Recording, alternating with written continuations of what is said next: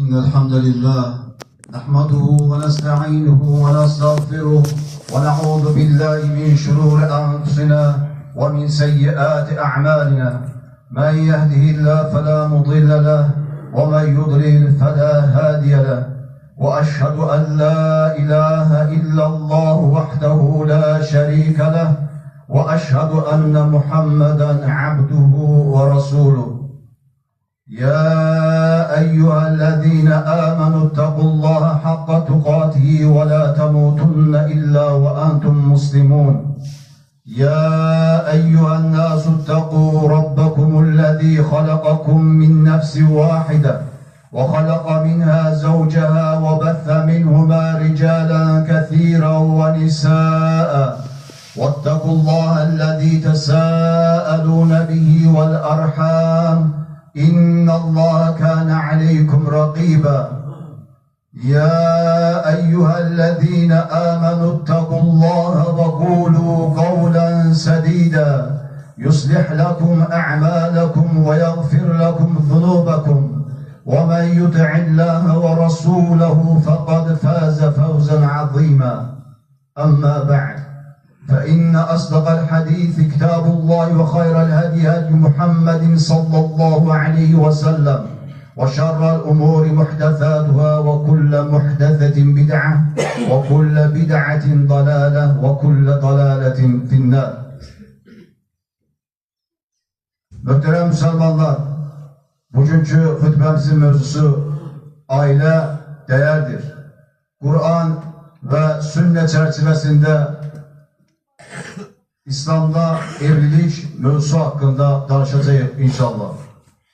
Uca Allah Nur suresi 32. ayette böyle buyurur. وَاَنْكِحُوا الْاَيَامَ مِنْكُمْ وَالصَّالِحِينَ مِنْ عِبَادِكُمْ وَإِمَائِكُمْ اِنْ يَكُونُوا فُقَرَاءَ يُغْنِهُمُ اللّٰهُ مِنْ فَضْلِهِ وَاللّٰهُ وَاسِعٌ عَلِيمٌ. Uca Allah bu ayette buyurur ki, aranızdaki subay kişileri ve ersiz kadınları, ameli salih kölelerinizi ve kenizlerinizi evlendirin. Onlar eğer kasıptırlarsa Allah onları öz lütfu ile varlı eder. Allah her şeyi ihate edendir, bilendir buyurur. Resulullah sallallahu aleyhi ve sellem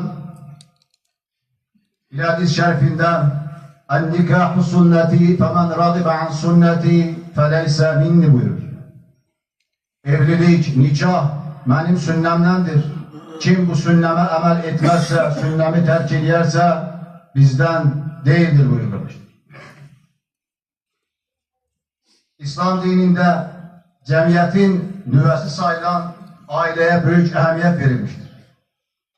Dinimizde aile ahlakı ile alakalı ehemmiyetler, kaydalar koyulmuş. Sevgi, hürmet, yardımlaşma, düzgünlük, doğruluk, kimi ahlaki değerlerin aile muhafizesi ve nesilden nesle ötürülmesi esas məqsəd kimi gösterilmiştir. Kur'an ve sünnede evlilik sadece nefsani arzuları halal yolla karşılamak yok, hayırlı evlat sahibi olmak ve insanlığa faydalı evlat yetiştirmek, insanın kamilleşmeyinde ehemmiyetli rolü olan müessese kimi qeyd olunmuştur. Kur'an'da kişi ve kadın dünyada yalnız kalmasın, birbirine arka dayak, kömek olsun diye yaratıldığı bildirilir.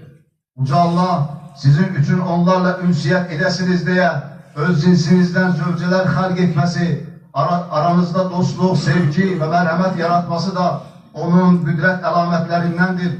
Hakikaten bunda düşünen bir kavim için ibretler vardır buyurmaktadır. Uca Yaradan insanları tek cins olarak yok, cüt ve bazı yönleriyle farklı yaratmıştır ki birbirine her cihetten fiziki ve psikoloji olarak faydalı olsunlar.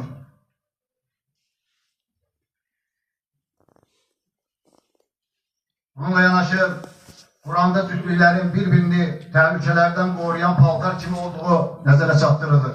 Vakıfta Bakara suresinin 187. ayetinde Rabbimiz buyurur ki onlar sizin, siz de onların libasısınız.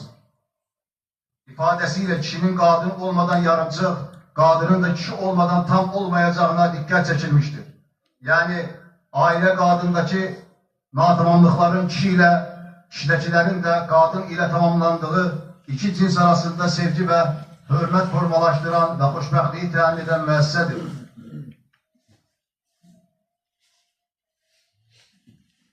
Resulullah sallallahu aleyhi ve sellem hadis-i şerifte buyurur ki, dünya faydalanma yeridir. Dünya nimetlerinin en hayırlısı salihə qadındır. Bir diğer hadiste dünya nimetlerinin en güzeli insanın sahip olacağı nimetlerin en hayırlısı zikreleyen dil, şükreleyen kalp ve insanın imanlı yaşamağına kömək eden qadındır. Başka bir hadis-i şerifte dünya saadeti için lazım olan üç şeyden birinin salihə qadın olduğunu bildirmiştir Allah Resulü sallallahu aleyhi ve sellem. Hazreti Peygamber en hayırlı dünya nimeti adlandırdığı salihə qadını belə tərif edir. Mümine təqvadan sonra salihə həyat yoldaşı kadar hiçbir hayır ve saadet verilmemiştir. Salih kadın, her özünden neyse istedikdə ona itaat eden, yüzüne baktıkta çöhrəsini sevince qərq eder. Hakkında and içse onu yerine yetiren, eve koyup getdikdə özü ve malı hakkında hiçbir şüphesi kalmayandır. Başka bir hadiste ise her özünden razı olarak ölen kadın cennete girecektir buyurmuştur. Bununla Resulullah sallallahu aleyhi ve sellem evliliğin məqsəd ve gayesinin insanın düşünce ve hislerini paylaşacak, iffetini koruyacak ve neslini devam ettirecek salihə hayat yoldaşına sahip olmak olduğuna işaret etmiştir. Bunun əksinin yani salihə olmayan kadının ise eri için bədbəxtlik sebebi olduğunu da bildirmiştir. Resulullah sallallahu aleyhi ve sellem aileye büyük ehemmiyet vermiş, ahlaksızlığın karşısını ancak sağlam ailelerle alınacağını bildirmiştir. İslam'a göre sağlam ailelerin kurulmasını ve devamlılığını hususen de cütlükler arasında əlaqəni təmin eden esas vasıta ve değer ise Allah'a iman düşüncesidir. Allah'a inancını mənimsəyən cütlükler Allah'ın her an her yerde özlerini gördüğünün, ettiklerinden haberdar olduğunu ve onun razılığını kazanmanın esas şart olduğunun farkında olarlar. Resulullah sallallahu aleyhi ve sellem cütlükler arasındaki münasebeti emanet düşüncesiyle əlaqələndirmiştir. Kıyamet günü Allah'ın en çok ehemmiyet vereceği emanet kişi ve kadın arasındaki emanettir. Kişi ve kadın bir yerde olduktan sonra kadının sirlerini kişinin faş eləməsi həmin gün en büyük xəyanətdir. Peygamberimiz sallallahu aleyhi ve sellem bu ve benzeri hadisleriyle aile sirlerinin korunmasına büyük ehemmiyet vermiş ve müminlere de sirlerinin açığa çıkarılmaması mevzusunda çok ciddi tembihler etmiştir. Ailede er-arvad arasında kalması lazım olan aile sirlerinin emanet olarak görenler bu emanete hemşe sadık kalırlar. Bu emanete sadık kalmamak ise aile yuvasının yıkılması manasına gelir. Kur'an-ı Kerim'de kişilere kadınlarla güzel rəftar etmek emrolunmuştur. Ailenin korunmasında kişiye daha çok məsuliyyət yüklenmiştir. Kur'an kadın ve kişi arasında ciddi bir cinsiyet fərqi koymamıştır. Kadınlara emrettiğini kişilere de emretmiştir. Həmçinin İslam'da kadın ve kişi ayrı seçkiliği edilmeden insana hitap edilir. Ey insanlar, biz sizi bir kişi ve bir kadından yarattık buyurulur. Allah Teala aynı zamanda Kur'an-ı Kerim'de kişi ve kadınların arasında bir farkın olmadığını beyan ederek bile buyurmuştur. Kişilerin kadınlar üzerinde hakları olduğu gibi kadınların da kişiler üzerinde hakları vardır. Değerli kardeşler, Resulullah sallallahu aleyhi ve sellem kişilere salihə kadınlarla evlenmeyi tövsiye ettiği gibi kadınlara da salih kişilerle evlenmeyi tövsiye etmiştir, buyurmuştur. Genç bir kız Peygamber sallallahu aleyhi ve sellemin yanına gelerek yani Resulullah sallallahu aleyhi ve sellem onlara da seçme hakkı tanımıştır, seçme hukuku vermiştir. Bir genç kız Peygamber sallallahu aleyhi ve sellemin yanına gelerek diyor ki ey Allah'ın Resulü atam beni emmin oğluyla mecbur şekilde evlendirir. Allah Resulü sallallahu aleyhi ve sellem derhal atasının yanına çağrılmasını istiyor. Bunu gören genç kız ey Allah'ın Resulü ben sadece bu mevzuda, bu meselede bizim de hakkımızın, hukukumuzun olup olmadığını öğrenmek istiyordum diyor. Ona göre değerli kardeşler, kız evlatlarının da fikrine ehemmiyet vermeliyiz, düşüncesine ehemmiyet vermeliyiz evlenirken. Yine Ebu Hureyre radıyallahu anh, Allah ondan razı olsun, rivayet edilen bir hadis-i şerifte buyurulur ki, bir adam Allah Resulü sallallahu aleyhi ve sellemin yanına gelerek dedi, ey Allah'ın Resulü, bizim bir yetim kızımız var, ona birçok talip var, elçiler düşür, bilmirik, ağzına bile, onların içinde imkanlılar da var, kasıp olanlar da var. Bizim gönlümüz imkanlıya vermektir, imkandan yanadır, isteyin ki varlı olana bile. Ama kız kasıp olan isteyin. Allah Resulü sallallahu aleyhi ve sellem buyurur ki, cütlüklerin, birbirini seven cütlüklerin evlenmesi en uygun olan, en münasip olandır. Birbirini seven cütlüklerin evlenmesi en uygun olan, en münasip olandır bu. Onun için kardeşler, kız evlatlarımızın da fikirlerine ehemmiyet vermeliyiz, fikirlerini soruşmalıyız.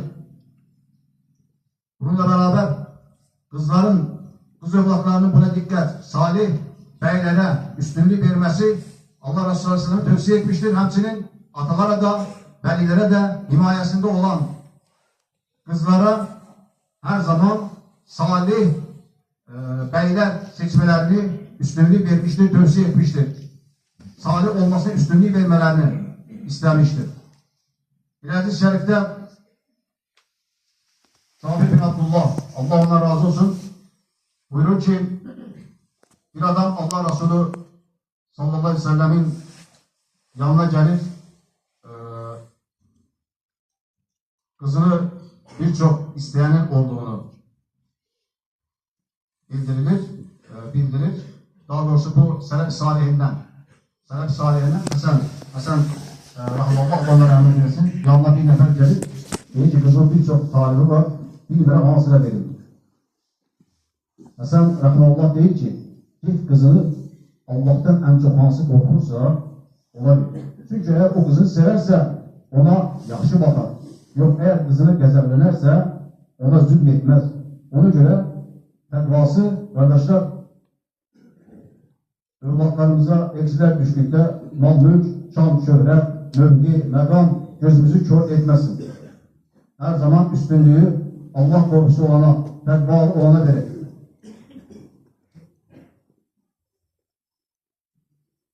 Burası kardeşler İslam'a göre aile, dünya ve ahiret saadetini temin eden var.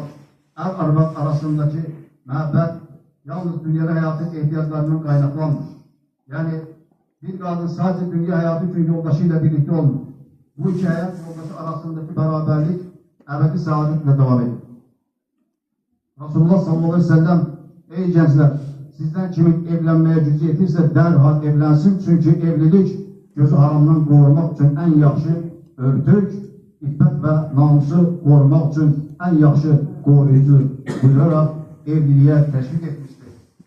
Hayat yoldaşına bir lokma uzatarak onu yedirmek isteyenin sadaka vermek kadar sevap kazanacağını bildirerek evlenmekte sadaka sevabı vardır diyerek evliliğin ibadet hükmünde olduğuna dikkat çekmiştir Allah Resulü sallallahu aleyhi ve sellem. İslam alimleri aile kurmanın, evliliğin ibadet olduğunda hemfikirdir kardeşler. Dolayısıyla benim 365 günün 12 ayı bu ibadeti yerine getirmekte hiçbir beis yoktur. Ne Kur'an'da ne sünnede falan gün falan ay evlenmek olmaz kadavası yoktur. Kim bile bir iddia ortaya atarsa, buna haram derse, olmaz derse o küfretmiş sayılır. Çünkü bir şeyin haram, halal olmasını ancak Allah tayin ediyor.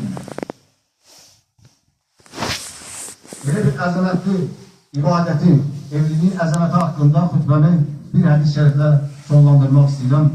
Allah Resulü sallallahu aleyhi ve sellem buyurur ki, o evlendiği zaman imanının yarısını koruyar. Geri kalan yarısını da takva ile, Allah korkusuyla, yani Allah'ın kadan ettiklerinden çekinerek ve salih emeller işleyerek korusun buyurur. Yüce Allah evli kardeşlerimizi hanımlarının hakkına riayet edenlerden subay kardeşlerimize de hayırlı, salih zövceler nasip eylesin. Ela inne ahsenel kelam ve eblegan nizam kelamullahi melikine azizil alem kema gâlallahu teâlâ ve tebâreke fil kelam ve idâ bure'al Kur'an festemâ ve leh ve ansutû le'âlekum turhamun. İnne dîne indallahi islam.